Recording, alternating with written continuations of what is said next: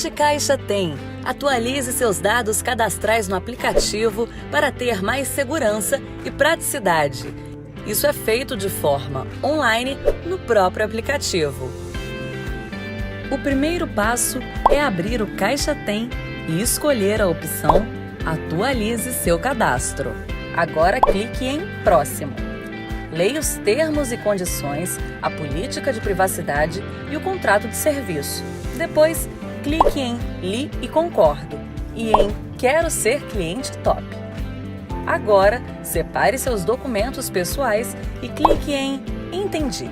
Vamos começar. Nesta tela, confira seu endereço e clique em Sim, está correto. Complemente as informações solicitadas e aperte Próximo. Agora, responda se é brasileiro ou não e aperte Próximo.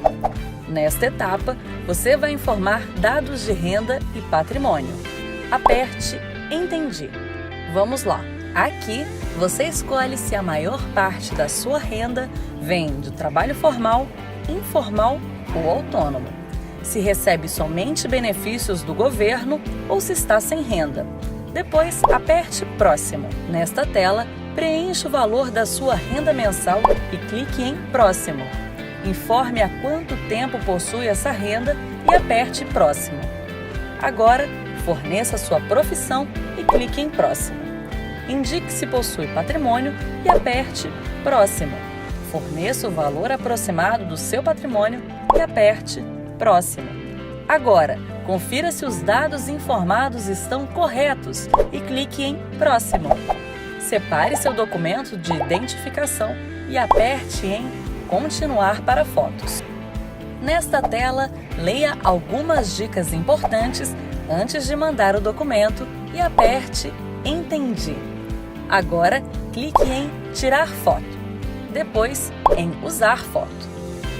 Confira se a imagem ficou boa e aperte em Sim, tudo certo. Nesta etapa, você vai tirar uma foto do seu rosto. Clique em Continuar.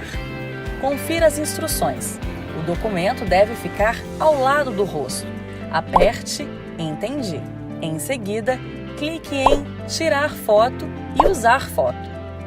Confirme se a imagem ficou boa e clique em Sim, tudo certo.